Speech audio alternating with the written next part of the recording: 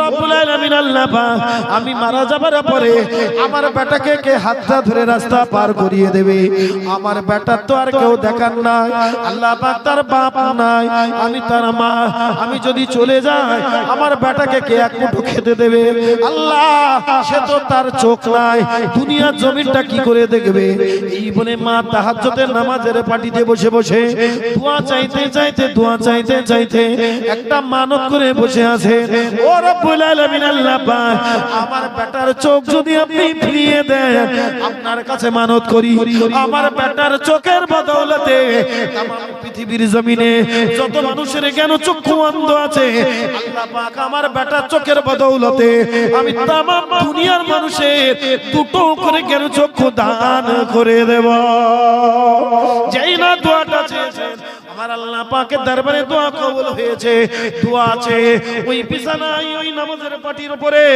ওই তাহাজ্জুদের নামাজ পড়তে পড়তে ওই নামাজের পাটির উপরে ঘুমিয়ে পড়েছে রাত শেষ হয়নি ঘুম ভাঙেনি হঠাৎ ফজরের আজানের আগে কে যেন একটা তরুণ যুবক জোয়ান ছেলে এসে ডাকে ও মোহাম্মদ বিন ইসমাইলের মা উঠে পড়ো উঠে পড়ো উঠে পড়ো ও মোহাম্মদ বিন ইসমাইলের মা উঠে পড়ো আর দেরি করো না দেরি করো না গত রাতে তুমি যে দোয়া চেয়েছিলে আমার আল্লাহ পাক তোমার দোয়াটা আমার আল্লাহ মঞ্জুর করে নিয়েছে মোহাম্মদ বিন ইসমাইলের মা থড়বড় হয়ে উঠে পড়েছে কি ব্যাপার তোমার ভিতরে কি আযাবের ভয় নাই তোমার ভিতরে কি গজবের ভয় নাই তোমার ভিতরে কি আল্লাহর ভয় নাই তুমি কেন গভীর রাতে আমার ঘরে এসেছো বেরিয়ে যাও আর পুরুষ কেন একটা মহিলার কাছে এসেছো আমি তোমাকে চিনি না তুমি তো আমার কোনো আত্মীয় না বেরিয়ে যাও আল্লাহর ভয় কি তোমার ভিতরে নাই মোহাম্মদ বিন ইসমাইলের মা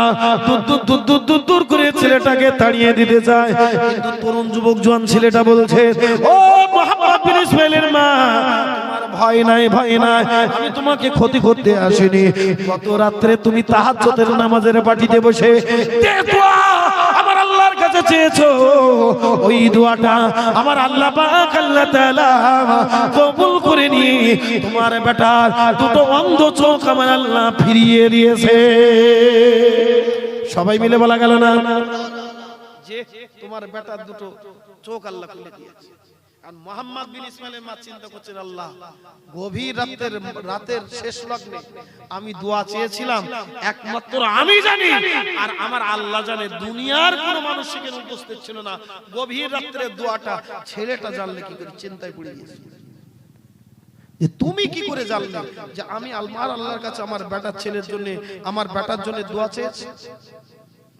মোহাম্মদ বিন ইসমাইলের মা যাইনা বলেছে তুমি কে তোমার পরিচয় দাও নাইলে আমার ঘর থেকে বেরিয়ে যাও মোহাম্মদ বিন ইসমাইলের মা যেই কথা বলেছেন ছেলেটা যুবক মুস্কি হাসেন ও মোহাম্মদ বিন ইসমাইলের মা তোমার ভয় নাই আমি অন্য কেউ নয় আল্লাহ পাক আমার দিয়ে তোমার মাধ্যমে খবর পাঠিয়েছে আমাকে কি তুমি চিনতে পারলে না মোহাম্মদ বিন ইসমাইলের মা বলছেন না আমি তোমাকে চিনতে পারলাম না ওই সময় বলেছিল ও মোহাম্মদ বিন ইসমাইলের মা আমি অন্য কেউ নয় আমি হলাম জাতির জনক আমি হলাম জাতির পিতা আল্লাহ পাক আমাকে ইব্রাহিম আলাইহিস সালাম করে বানিয়েছে আমি হলাম জাতির পিতা জাতির জনক তোমাকে খবর দিতে এসেছি তুমি যে দোয়াটা চেয়েছো আমার আল্লাহ দোয়াটা কবুল করে নিয়েছে মোহাম্মদ বিন ইসমাইলের মা সঙ্গে সঙ্গে জড়সড় হয়ে গেলেন যেই না বলেছেন আমি হলাম জাতির পিতা জাতির জনক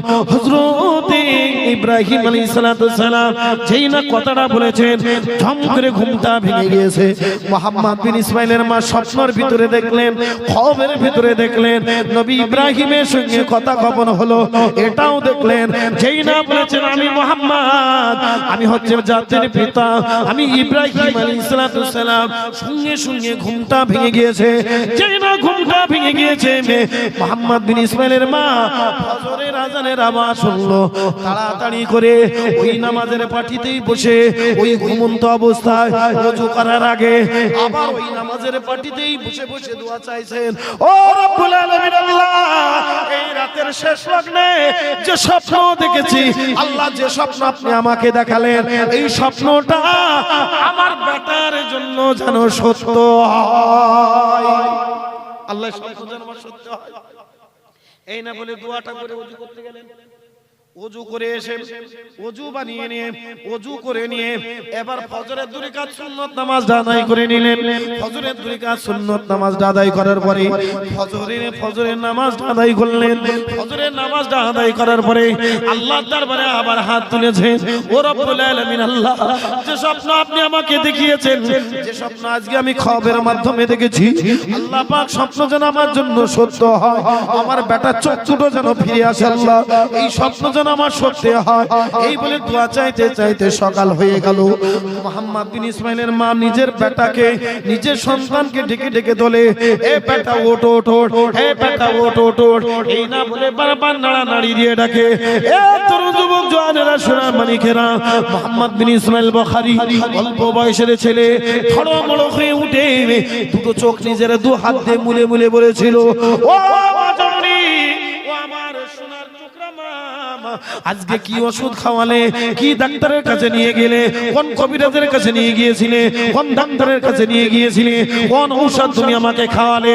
ও মা জননী, আল্লাহর দুনিয়া জানো, আল্লাহর পৃথিবী জানো এত সুন্দর হয় আমি আগে কোনোদিন জানি না। ও মা জননী, আমার আল্লাহ পাক আমার দুটো অন্ধ চোখ ফিরিয়ে দিয়েছে। আমার চোখের ইশারা যতদূর পর্যন্ত যাচ্ছে, আমি মুহাম্মদ বিন ইসমাইল বুখারী আমি ততদূর পর্যন্ত দেখতে পাই। জোরে বলুন, আমি ততদূর পর্যন্ত দেখতে পাচ্ছি।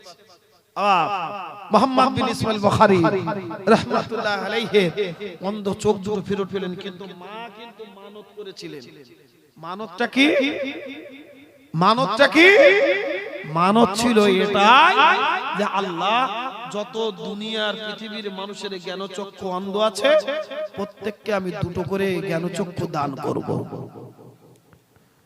মা ছেলেকে বলল, বাবা ছেলে, তুমি তো জন্ম অন্ধ ছিলে, দুনিয়া দেখতে না, আল্লাহ পাক তোমার দুনিয়া দেখায়নি, কিন্তু আমার দোয়ার বদৌলতে আল্লাহ দোয়া কবুল করে নিয়েছে। ও বেটা ছেলে, আমার কিছু মানত আছে, মানতটা পুরা করতে হবে। বাবা ছেলে বলেছিল, মা আপনার মানতটা আমি অক্ষরে অক্ষরে পালন করব, আপনার কথাটা আমি অক্ষরে অক্ষরে শুনবো। মা আপনি বলে দেন। মুহাম্মদ বিন ইসমাইল বুখারীর মা বলেছিল, বাবা ছেলে, যদি তোমার মানত পুরা করতে হয়, সর্বপ্রথম তোমাকে কোরআনের শিক্ষা নিতে হবে, আরবিক শিক্ষা নিতে হবে। মা ছোট বাচ্চাটার হাত ধরে মুহাম্মদ বিন ইসমাইল বুখারীর হাত ধরে ইমামের কাছে দিলেন, মাদ্রাসায় দিলেন। মাদ্রাসায় পড়তে পড়তে, আপনার মসজিদে পড়তে পড়তে, কিতাবের মধ্যে এসেছেন 8 থেকে 10 বছর বয়স তখন মুহাম্মদ বিন ইসমাইল বুখারী ইমামের কাছে পড়তে পড়তে আমার আল্লাহ পাকের আমার আল্লাহ পাকের কোরআন 114টা সূরা মুখস্থ করে ফেলেছেন, 114টা সূরা ঠোঁটস্থ করে ফেলেছেন। মায়ের কাছে ফিরে এসেছেন, মা আজকে আল্লাহর কোরআনের ভিতরে 114টা ছিল 6666টা আয়াত ছিল, আমি ঠোঁটস্থ করে ফেলেছি, আমি মুখস্থ করে ফেলেছি। ও মা জননী, আপনার কি মানত পুরা হয়ে গেল? অনেক লম্বা চওড়া কথা বাবাজি, শুধু মায়ের কথাটা বলতে গিয়ে এতটা ভিতরে এলাম। মুহাম্মদ বিন ইসমাইল বুখারীর মা বলেছিল, না বাবা ছেলে, পড়া হয়নি, তুমি তো মাত্র কোরআনের হাফেজ হয়েছো, এবার তোমাকে একটু ইলমে তাফসীরের উপরে পণ্ডিত অর্জন করতে হবে। মা ছেলেটাকে ধরে ইলমে তাফসীর, ইলমে ফিকহ, ইলমে ফরাইজ, ইলমে হাদিস, বিভিন্ন বিষয়ের উপরে পণ্ডিত অর্জন করালেন। বিভিন্ন বিষয়ের উপরে পণ্ডিত অর্জন করে মায়ের কাছে আবার ফিরে এসেছে। ও মা জননী, আমি মুনতাজুল মুহাদ্দিসিন, আমি বড় আলেম হয়ে গিয়েছি, ইলমে তাফসীর, ইলমে নূহ, ইলমে ফিকহ, ইলমে ফরাইজ, ইলমে বিভিন্ন বিষয়ের উপরে পণ্ডিত অর্জন করে এসেছি। মা আমাকে এখন কি করতে হবে? মা তোমার মানত কি পুরা হয়ে গিয়েছে? মা বলেছিল, না বাবা ছেলে, না না, এখনো মানত পুরা হয়নি।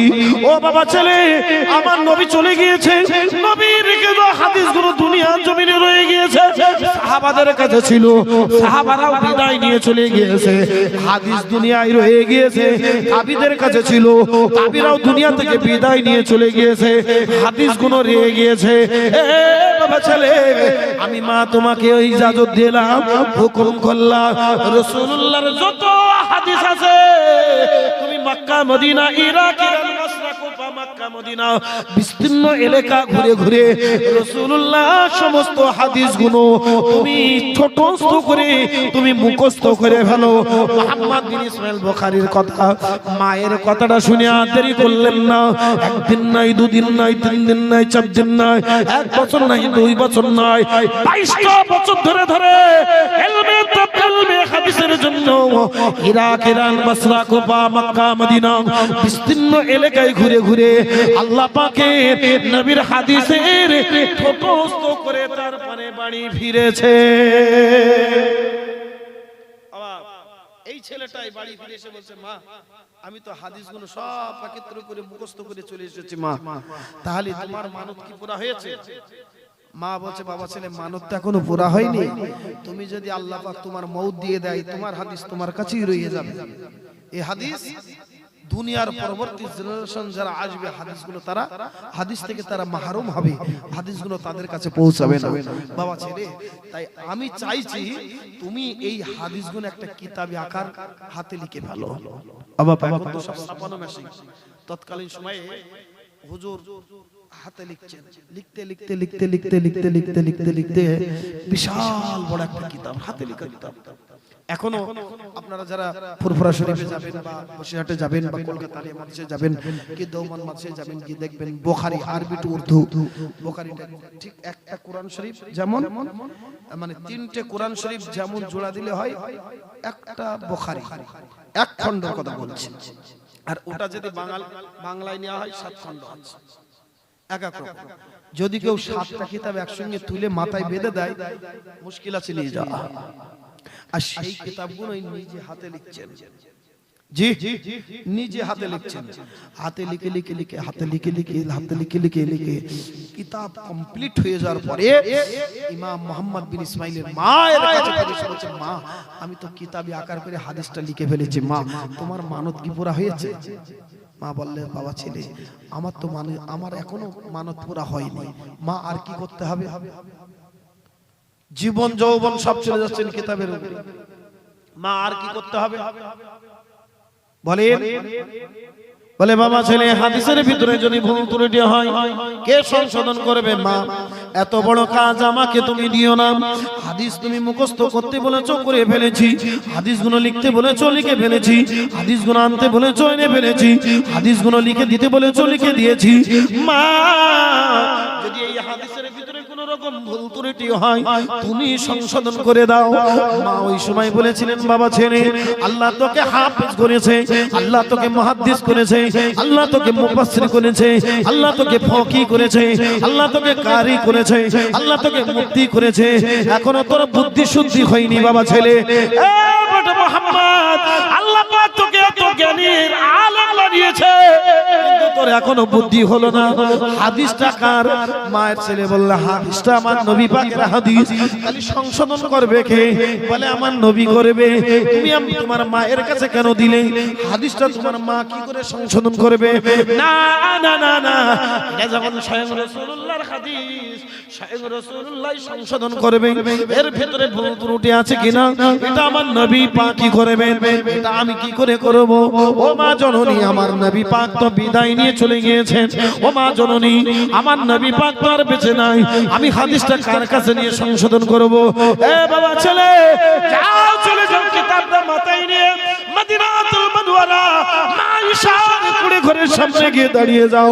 রাসূলুল্লাহ রওজা পাকে তুমি চলে যাও, রাসূলুল্লাহ রওজা পাকে গিয়ে তুমি সালাম দাও, আসসালাতু ওয়াসসালামু আলাইকা ইয়া রাসূলুল্লাহ, আসসালাতু ওয়াসসালামু আলাইকা ইয়া হাবিবাল্লাহ। আল্লাহ রাসূল সালাম গুলো শুনবেন। আল্লাহ রাসূল বলেছেন, কোন ব্যক্তি যদি, কোন হাজী সাহেব যদি, কোন আল্লাহর ওলি মাহবুব বান্দা যদি আমি রাসূলুল্লাহ আমার রওজা পাকে এসে সালাম দেয়, আসসালাতু ওয়াসসালামু আলাইকা ইয়া রাসূলুল্লাহ ইয়া হাবিবাল্লাহ, যে ব্যক্তি আমার রওজা পাকে এলো সে যখন সালাম দিল ওই সালামের জবাবটা আমি রাসূলুল্লাহ পৌঁছে দিই। শুধু তাই নয়, আমার আল্লাহ পাক যদি কারো হজের সফরটা কবুল করে নেয়, আমি রাসূলুল্লাহ জানিয়ে দিলাম, কানা মাই ফিল জান্নাহ, আমি রাসূলুল্লাহ ওই ব্যক্তিকে না নিয়ে কোনোদিন জান্নাতে যাব না। জোরে বলা গেল না। আমার রাসূলের দরবারে চলে যেতে বললেন, বাবা ছেলে যাও, চলে যাও নবী পাকের রওজায় চলে যাও, নবীকে গিয়ে সালাম দেবে, আমার কথা বলবে, মা জননী পাঠিয়েছে, মায়ের কথা হবে, মা জননী এসে বলবে, মায়ের কথা বলবে। এ বাবা ছেলে, আমার নবী সংশোধন করে দেবে, যাও চলে যাও। মুহাম্মদ বিন ইসমাইল বুখারী রাহমাতুল্লাহ আলাইহি,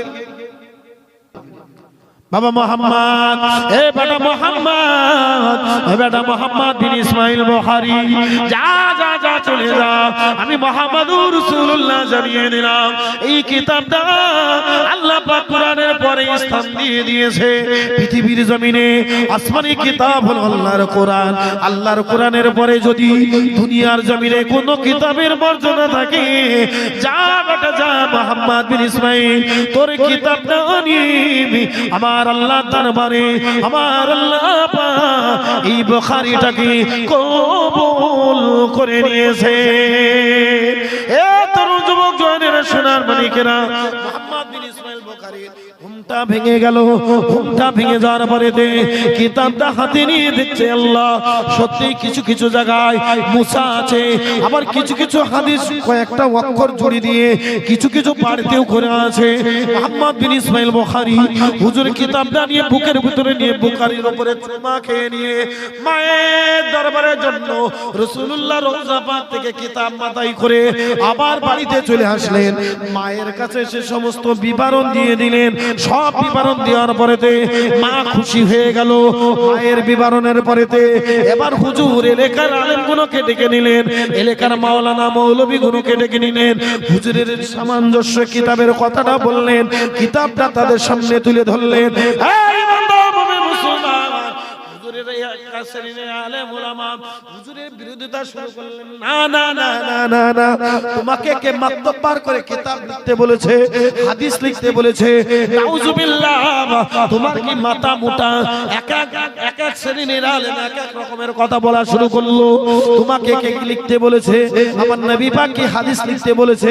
নবী সাহাবারা কি হাদিস লিখতে বলেছে? তাবিরা কি হাদিস লিখতে বলেছে? তাবিঈনরা কি হাদিস লিখতে বলেছে?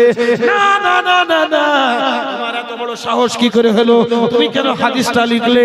ও বাবাজিরা, ভাইরা আমার, মূল বক্তব্যের বিষয় হলো ইমাম মুহাম্মদ বিন ইসমাইল বুখারী যদি সেই দিন কই হাদিসের কিতাবটা না লিখতেন, আজকে আমরা হাদিস থেকে মাহরুম হতাম, আজকে আমরা হাদিস পেতাম না, আমরা হাদিস থেকে মাহরুম হয়ে যেতাম। না না বাবাজি, ইমাম মুহাম্মদ বিন ইসমাইল বুখারীর বিরুদ্ধে মানুষ দাঁড়িয়ে গেল, এমন দাঁড়িয়ে গেল শতকরা 90% 90% 10% হয়ে গেল, 90% বিরোধী হয়ে গেল, 10% আপনার হুজুরের সঙ্গী হয়ে গেল। এই ইমানদারেরা ভালো করে বুঝবেন, দেখবেন যারা হকের উপরে থাকবে, ন্যায়ের উপরে থাকবে, সত্যের উপরে থাকবে, আল্লাহ দ্বীনের উপরে তারা থাকবে, এদের প্রতি বড় মুসিবত আসবে, বালা মুসিবত আসবে, বিপদ আসবে। আল্লাহ পাক কোরআন পাকের ভিতরে বলেছেন, আমি আল্লাহ পাক তাদেরকে পরীক্ষা করব। কিভাবে পরীক্ষা করব? আল্লাহর কোরআন বলছেন, ওয়া আসাবাতুহুম মুসিবাতুন ক্বালু ইন্না লিল্লাহি ওয়া ইন্না ইলাইহি রাজিউন। আমি আল্লাহ কখনো আপদ বিপদ দিয়ে দেব, বালা মুসিবত দিয়ে দেব, সন্তান দিয়ে দেব, কুসন্তান দিয়ে দেব, ধন সম্পদ দিয়ে দেব, রাস্তার ফকিরকে রাজা বানাবো, রাস্তার ফকিরকে রাজা বানিয়ে দে, রাজাকে আমি আল্লাহ ফকির বানিয়ে দেব। ওয়া আসাবাতুহুম মুসিবাতুন ক্বালু ইন্না লিল্লাহি ওয়া ইন্না ইলাইহি রাজিউন। আমি একের পর এক আপাত বিপদ বালা মুসিবত দিয়ে আমি আল্লাহ ভয় দেখিয়ে দেব।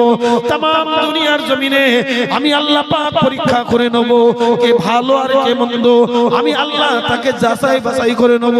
ইমাম মুহাম্মদ বিন ইসমাইল বুখারী যেদিকে বললেন কিতাব তোমাদের কাছে এনেছি, কিতাব মানলে ওয়ালা 10% হলো, 10% হলো, কিতাব না মানলে ওয়ালা 90% অথবা 90% হয়ে গেল।